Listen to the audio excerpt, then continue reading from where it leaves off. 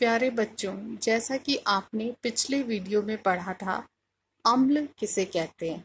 आपने पढ़ा था कि अम्ल स्वाद में खट्टे होते हैं और जब वो जलीय विलयन में घोले जाते हैं तो हाइड्रोजन के धनायन देते हैं।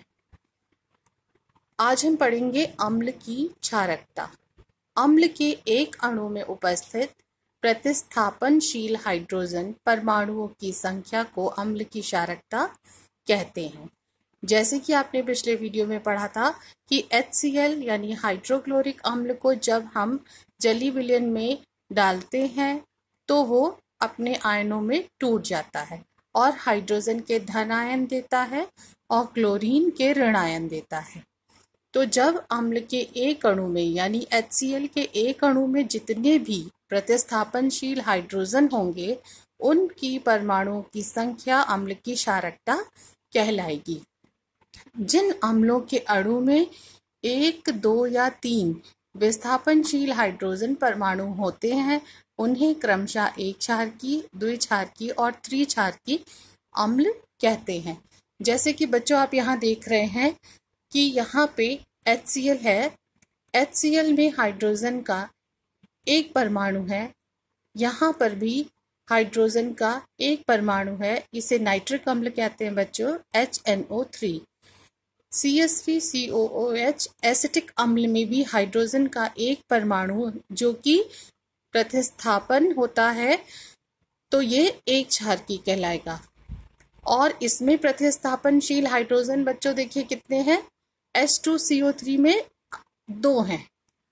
H2SO4 सल्फ्यूरिक अम्ल में हाइड्रोजन के परमाणु 2 हैं तो ये द्विक्षारकी कहलाएगा।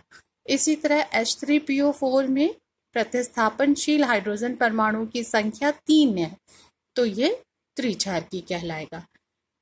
अतः हम कह सकते हैं कि जिन अम्लों के अणु में 1, 2 या 3 विस्थापनशील हाइड्रोजन परमाणु होते हैं उन्हें क्रमशः एक क्षारकी, द्विक्षारकी और त्रिक्षारकी कहते हैं।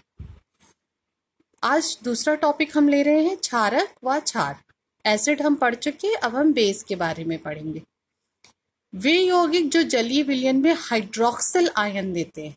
अम्ल में था कि वे यौगिक जो जलीय विलयन में हाइड्रोजन आयन देते हैं यानी हाइड्रोजन के धन आयन। और क्षार में बच्चों क्या है कि वे यौगिक जो जलीय विलयन में हाइड्रोक्सिल आयन यानी OH- देते हैं। हाइड्रोक्सिल आयन के अतिरिक्त और कोई ऋण आयन नहीं देते हैं। अम्ल में बच्चों धन आयन था H+ और यहाँ क्षार में क्या है, ऋण आयन है, माइनस है OH। इसे बोलते हैं हाइड्रोक्सिल आयन, क्षारक कहलाते हैं। तो क्षार की परिभाषा पूरी क्या हो गई, वे यौगिक जो जलीय विलयन में हाइड्रोक्सिल आयन देते हैं और इसके अतिरिक्त और कोई ऋण आयन नहीं देते, क्षार या क्षारक कहलाते। NaOH जलीय विलयन में Na+ धनायन में और OH हाइड्रोक्सिल आयन में ऋण आयन में टूट जाता है। क्षारक की अम्लता, जैसे बच्चों यहाँ पे अम्ल की क्षारकता थी वैसे ही यहाँ पे है क्षारक की अम्लता। किसी क्षारक की अम्लता यदि वह हाइड्रोक्साइड है यानी उसमें OH है तो उसके एक अणु में उपस्थित अम्ल द्वारा प्रतिस्थापन हाइड्रोक्सिल आयनों की संख्या होती है।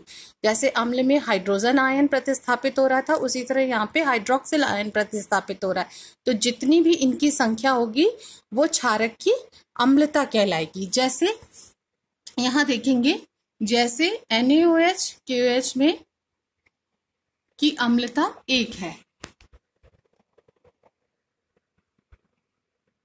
CaOH में और MgOH2 की अम्लता 2 है, क्योंकि यहाँ हाइड्रोक्सिल आयन बच्चों देखिए 2 है, यहाँ 1 है इसलिए 1 है, यहाँ हाइड्रोक्सिल आयन की संख्या 2 है इसलिए अम्लता कितनी हो जाएगी 2।